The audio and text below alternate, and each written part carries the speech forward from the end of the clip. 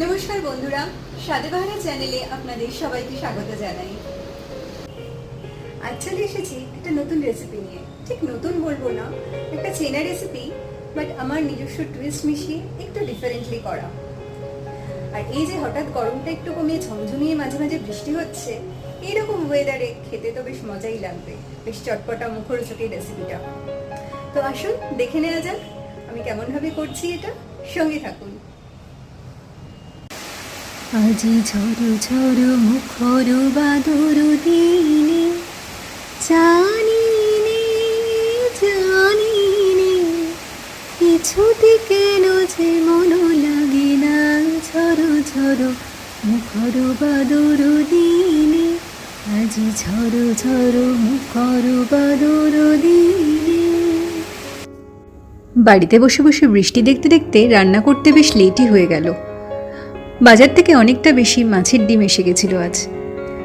ভাবলাম মাছের ডিম দিয়েই কিছু একটা চটপটা টাইপ করে ফেলা যাক।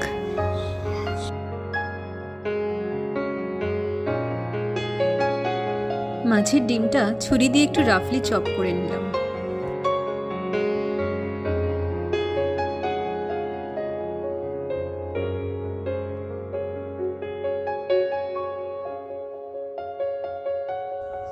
পেঁয়াজটা খুব কুচি কুচি করে কেটে নিলাম।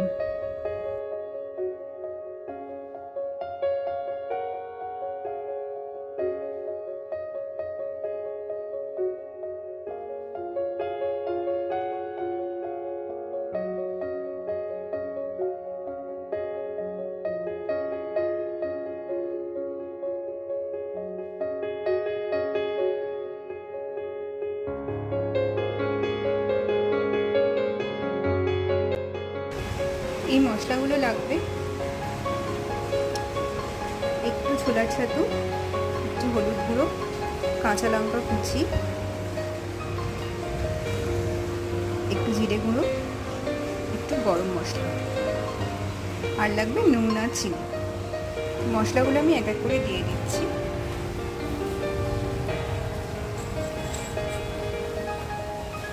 কাঁচা লঙ্কা কুচি,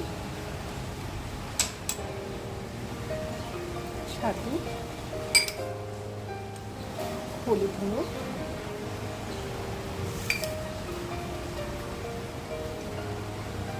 জিরে গুঁড়ো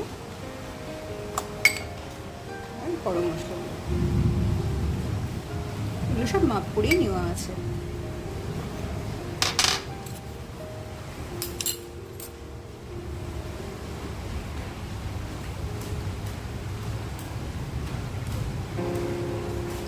সামান্য নুন,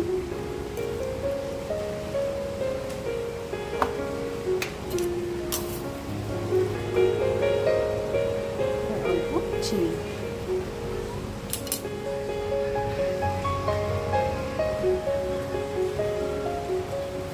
এবার পুরো জিনিসটা মেখে নেব।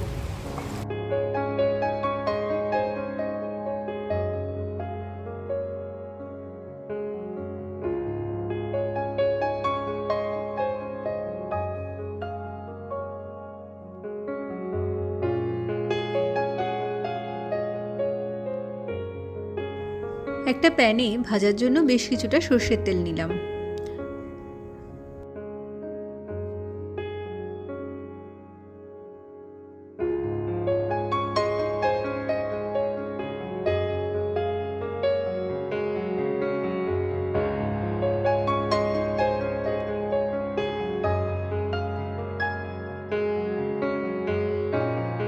সর্ষের তেলটা গরম হয়ে গেলে এর মধ্যে কালো জিরে আর কাঁচা লঙ্কা ফোড়ন দিলাম।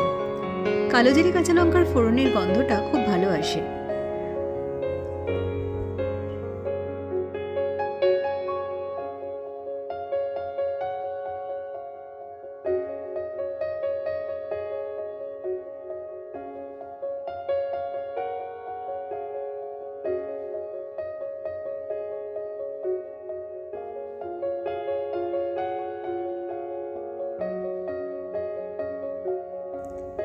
এবার মেখে রাখা মাছের ডিমটার থেকে পকোড়া বা বড়ার আকারে কিছুটা কিছুটা নিয়ে তেলের মধ্যে ভাজার জন্য দিয়ে দিলাম।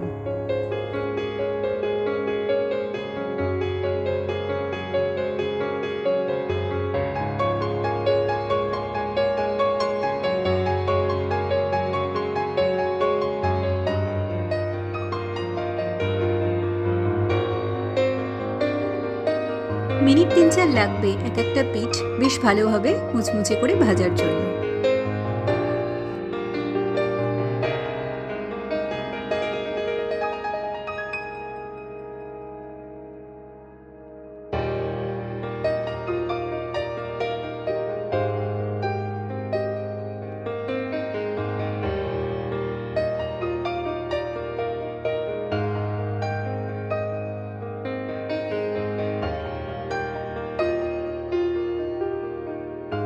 এই স্টেজে আমি মাছের ডিমের বড়া বা পাকোড়াটাকে আরেকটু মুচমুচে মজাদার করার জন্য আর আরেকটু টেস্টি লাগার জন্য পোস্তর ব্যবহার করেছি।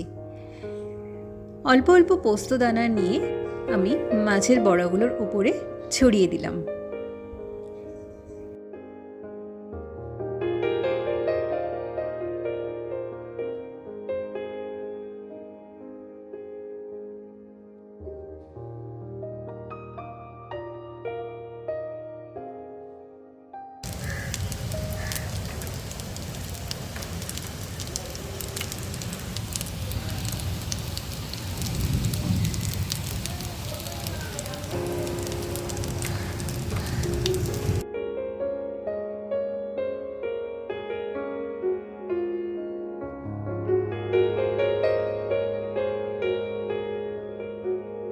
একইভাবে বড়াগুলোর উল্টো পিঠেও ভেজে নিলাম।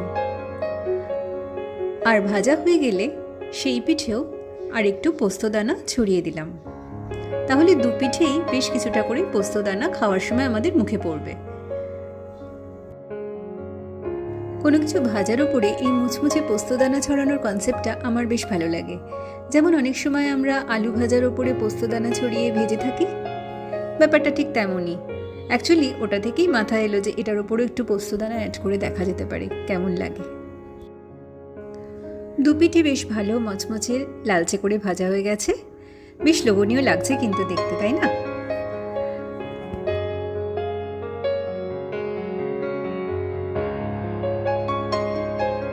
একটা সার্ভিং বলে তুলে নিলাম এই ভাজা বড়াগুলো। আর এবার সার্ভ করার পালা। বা মচমচে এই ভাজা বড়াগুলো গরম গরম ভাতের সঙ্গে জমিয়ে খেতে বসে যাওয়ার পালা। বাইরে ঝমঝমিয়ে বৃষ্টি পড়ছে, তার সঙ্গে দারুণ জমে যাবে। চলুন ভাতের সঙ্গে সার্ভ